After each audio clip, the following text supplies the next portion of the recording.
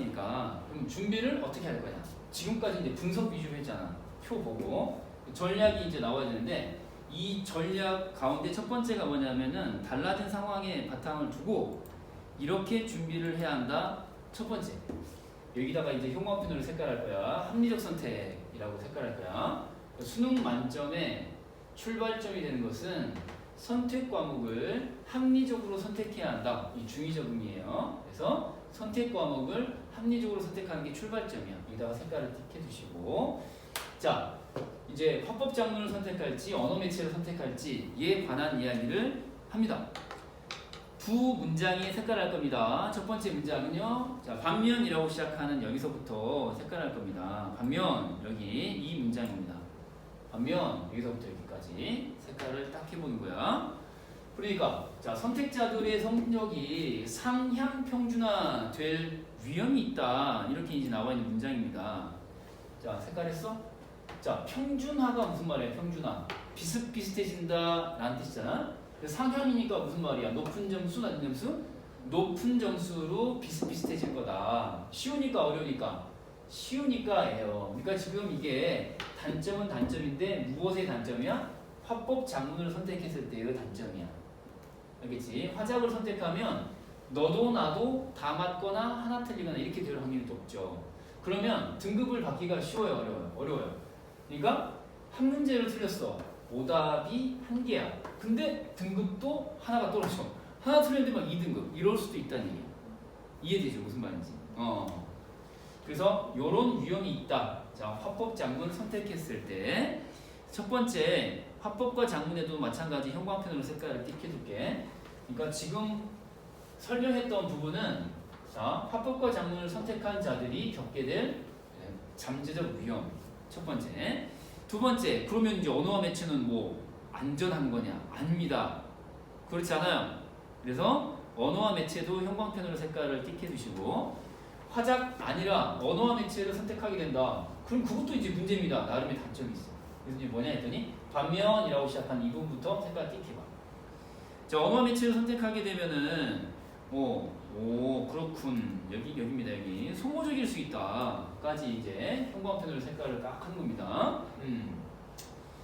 그러니까 우리가 그 수업을 하다 보면은 그런 친구들이 있어요. 뭐냐면 문법이 안 맞아. 나랑 안 맞아. 아 선생님 저 문법은 저하고 운명적으로 같은 길이 아닌가 봐요. 이럴 수 있어요. 그러니까 문법 공부하면 막 졸려. 아 선생님. 그리고 아무리 공부를 해도 다 까먹고 아무리 공부를 해도 다 틀리고 이럴 수 있거든. 그러니까 그런 친구들에게는 문법을 선택한, 즉 언어 매체를 선택한 게 취약일 수 있지. 그래서 이제 봐봐. 그러니까 방금 설명한 건 뭐야? 선생님 설명한 거는 거부 반응이야. 알러지 반응. 문법. 이럴 수 있으니까. 자, 두 번째는 지원할 대학의 그 전공 특성상 국어 점수를 이렇게 높이 받지 않아도 되는 상황이라면 굳이 화작 말고 언어 매체에서 힘을 뺄 필요가 없다. 이런 뜻이거든요. 그러니까 화작에서 뭐 한두 문제 틀려도 된다. 왜? 목표가 3등급이니까 이런 친구들은 굳이 화작 선택하고 그냥 굳이 언어와 매체를 선택할 필요가 없다. 이런 뜻이에요. 무슨 말인지 알겠지? 이런 거야. 소모적일 수 있다. 각각의 선택에 반대급부를 생각을 좀 해보시고 생각을 해보시고요. 그러나 이건 색깔해야 돼. 자, 여기 있죠. 부득이라고 시작한 이 부분 여기를 색깔 딱 할 거야. 이거 좀 무서운 얘기입니다. 화작이든 언매든 일단 선택했으면은 뒤집는 일이 있더라도 가급적 빨리 뒤집어야 된다. 사람 일은 모르잖아요. 뒤집을 수 있죠. 있는데 가급적이면 뭐야? 이런 시기에 뒤집는 게 좋다. 바꿔야 좋다. 바꾸게 되더라도. 그럼 이제 만약에 예를 들어서 여기 내가 최악의 상황을 얘기하는데 막 6편 끝나고 9편 끝나고 뭐 바꾼다. 거꾸로 또 형광펜으로 색깔할 거야. 예를 들어서 지금 이 상황은 특히로 시작하는 이 문장 있지. 이 문장을 색깔 딱 해보는 거야. 여기까지. 더더욱 그렇다까지. 그러니까 화작에서 얽매 바꾸는 거는 그렇게 권하고 싶지 않은 거야. 거꾸로는 어때요? 언어와 매치하다가 화작하는 거. 그건 나쁘지 않아. 그건 괜찮아요. 언제든지까지는 아니더라도 6편 끝나고 얽매에서 화법 장르로 돌아선다. 그건 뭐 그럴 수도 있죠. 충분히 남은 기간 동안 5개월 동안 회복할 수 있어. 근데 6편 끝나고 안 하다가 갑자기 문법 하기 시작한다. 그러면 이제 좀 힘들어지는 거죠. 본인이 각오를 해야 돼. 안 될 것도 없지만은 부담이 좀 될 것이다. 미리 얘기해 주는 거. 신중해야 된다. 알겠죠? 뒤집을 수는 있으나 빠른 시일 내에 뒤집는 게 좋다. 자, 그 다음 두 번째 얘기로 넘어갑니다. 또 형광펜으로 색깔할 거야. 변함없이 독서에다가 색깔. 그러니까 수능 만점의 출발점은 뭐였어? 선택을 합리적으로 하자는 얘기였어요. 본인의 취향과 진로에 맞춰서.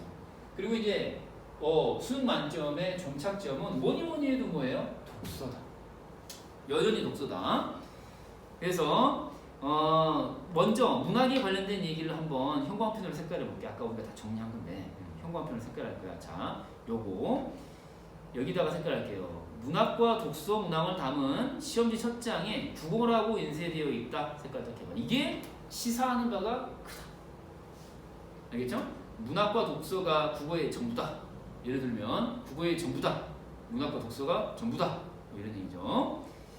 자, 그 다음에 이제 문학에서 그러면은 뭐가 중요한 거냐 했을 때 첫 번째는 뭐냐? 요겁니다. 요거. 그래서 여기다가 일단 먼저 색깔을 딱 해볼 거야. 어디냐면은 자, 오른쪽으로 가기 전에 요거 문학사 설명문이 나온다. 가능성이 높아졌다. 여기까지. 요거 하나 체크해 놓고 우리 살펴봤던 거잖아. 기억나지? 색깔 해주고 띠. 자, 다음 이제 잘 따라와야 돼. 잘 안 보일 수도 있어. 자, 잘 찾아봐 지금부터. 자, 그러면은 자, 문학에서 중요한 문제가 보니까 설명문과 관련된 얘기였었고요. 독서는 뭐냐? 밑으로 쭉 내려가서 요게 특히 중요합니다. 그래서 요거 최소부터 시작해서 복잡해질 것이다.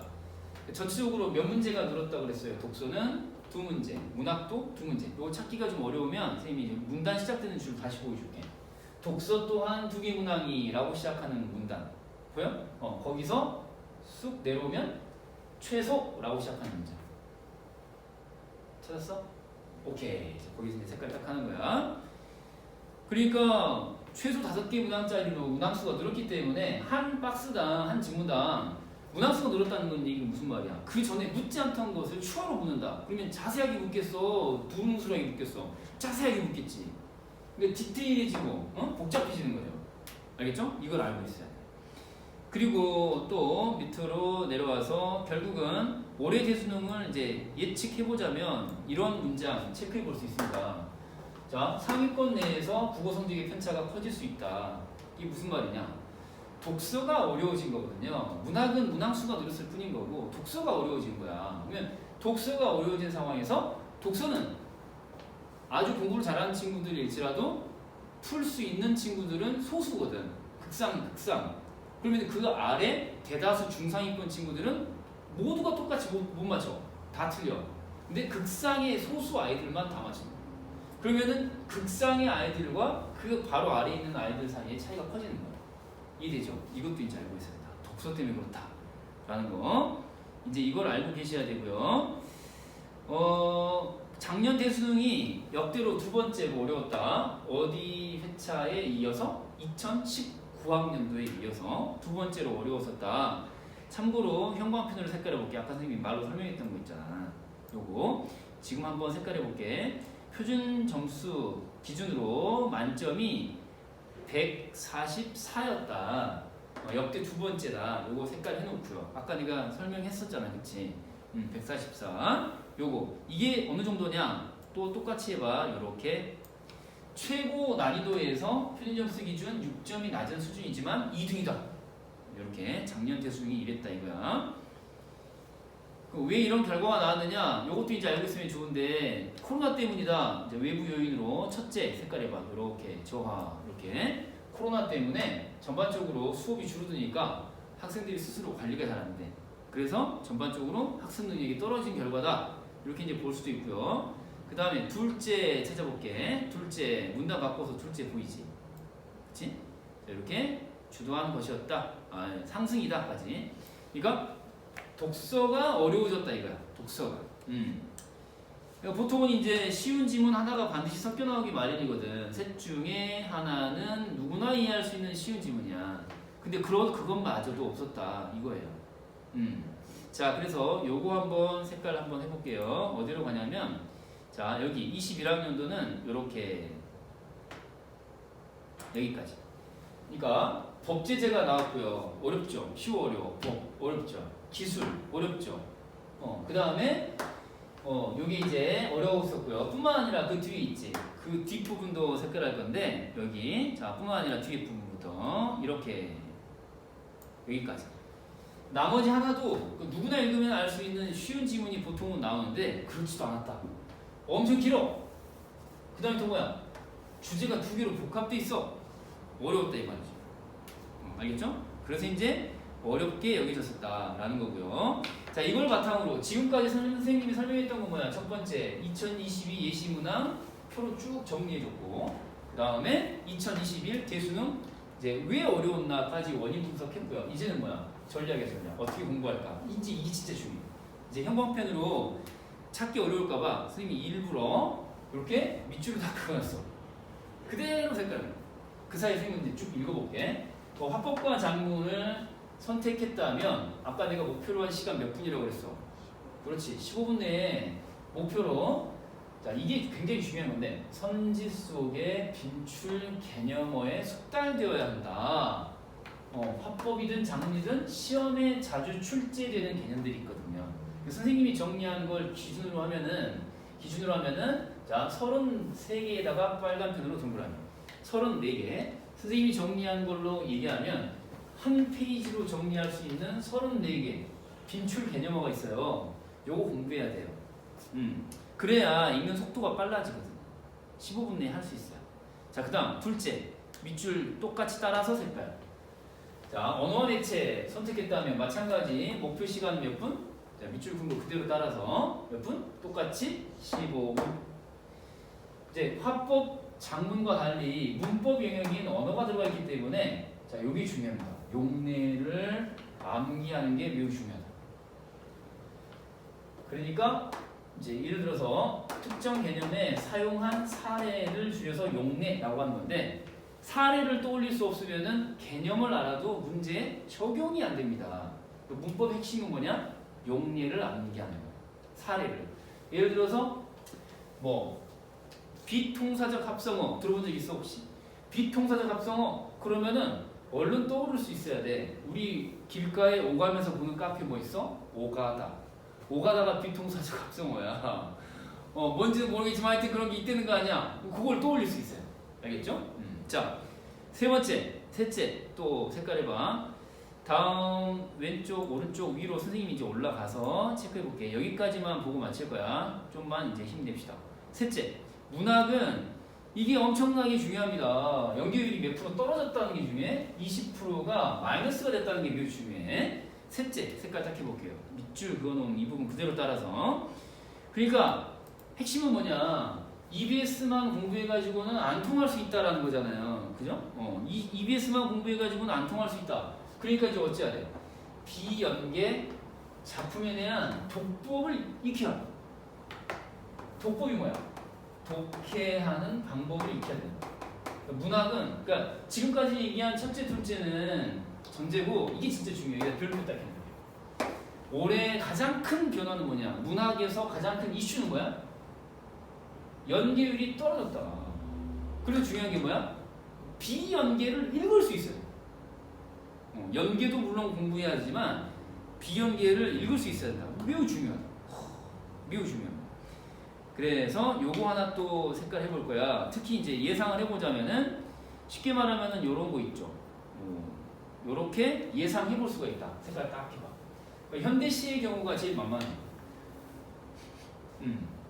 그래서 쉽게 말해서 라고 시작하는 문장이야. 쉽게 말해서.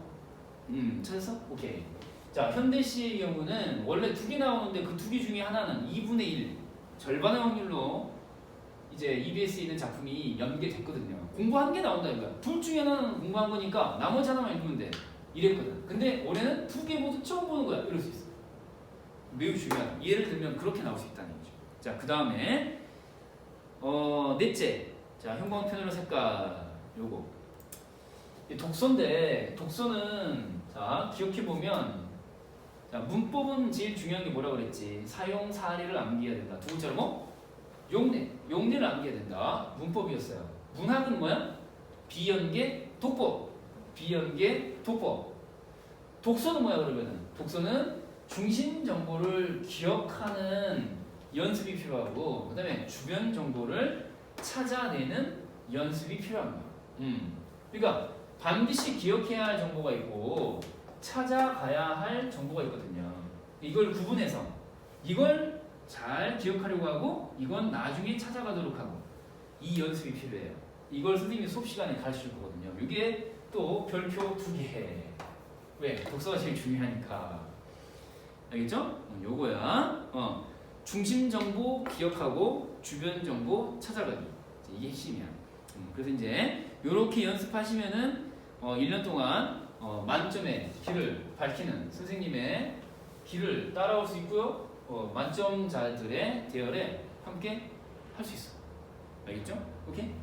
자, 오늘 설명은 여기까지 하고 나머지 이제 학습 계획과 관련된 거는 개인적으로 좀 질문을 받아서